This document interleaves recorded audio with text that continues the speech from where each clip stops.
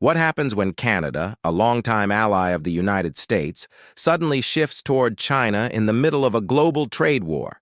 This isn't just another policy debate. It's a breaking and potentially game-changing development that could reshape global trade, energy markets, and America's role as the world's economic leader. At the center of this story are three key players: Canada, China, and the United States. On one side, the Trump administration has doubled down on aggressive tariffs designed to weaken China. On the other side, China is not backing down. It's adapting, building new alliances, and carving out stronger economic ties with Canada and the European Union. And now Canada is quietly emerging as the pivot point, caught between loyalty to its neighbor and the opportunities that Beijing is placing on the table. The trade war officially began when the Trump administration imposed a 20% tariff on Chinese goods. The goal was clear: pressure China into concessions and protect American manufacturing. But instead of folding, China retaliated. It slashed U.S. imports and redirected trade flows toward partners willing to cooperate. Canada was one of them. And now that shift has opened the door to what looks like a shocking, unprecedented partnership. China has long positioned itself as the global alternative to U.S. dominance. But now, Canada, facing U.S. tariffs on steel, aluminum, and electric vehicles, finds itself penalized for aligning too closely with Washington. China seized that opportunity, sending a clear message: if Canada wants relief, deeper cooperation with Beijing is the way forward. This shift is already visible in the energy sector. The Trans Mountain Pipeline, once seen primarily as a domestic Canadian project, is now being leveraged to send more oil directly to Asia. China, eager to diversify its energy supply, has emerged as one of the biggest beneficiaries. And with Canada's massive LNG project in British Columbia, set to launch in 2025, exporting 14 million tons of liquefied natural gas every year, the partnership is only getting stronger. Deals like the ARC Resources Agreement, supplying 1.5 million tons to ExxonMobil's Asia-Pacific Division, show just how serious this alignment has become. For the U.S., the consequences are severe.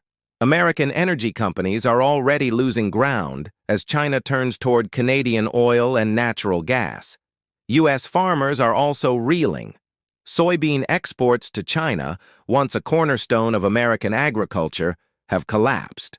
In 2016, the U.S. supplied nearly 40% of China's soybeans. By 2024, that number dropped to just 18%. Brazil and Argentina now dominate the market. The fallout has triggered over $122 billion in government aid to farmers, but subsidies can't solve the structural problem. China is moving on. Tech companies face similar risks. Apple relies on China for both production and 16% of its sales.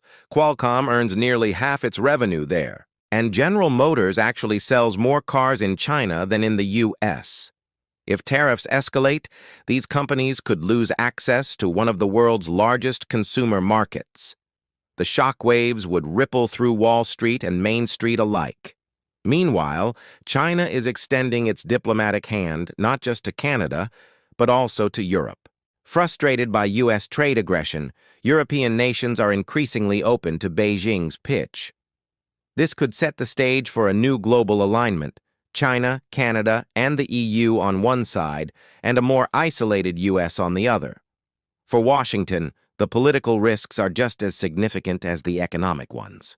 Tariffs were meant to restore American manufacturing strength. Instead, they've driven up costs, pushed companies to pass prices on to consumers, and eroded U.S. credibility. Inflationary pressures are rising, and the Federal Reserve is watching closely. If consumer prices spike, it could trigger political backlash at home. All eyes are now on Canada. Will it fully pivot toward China, or continue balancing between its traditional U.S. alliance and new opportunities in Asia? The next 48 hours, the next trade summit, the next tariff announcement, all of these moments could tip the balance. The global trade landscape is shifting, and it's happening in real time.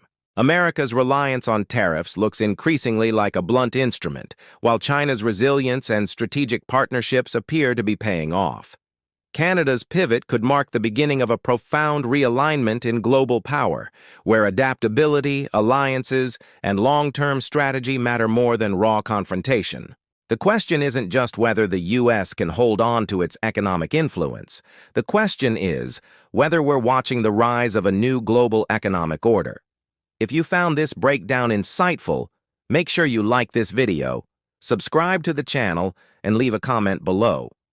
Do you think Canada's pivot to China is a smart move or a dangerous gamble? Stay tuned here for exclusive updates as this trade war continues to unfold.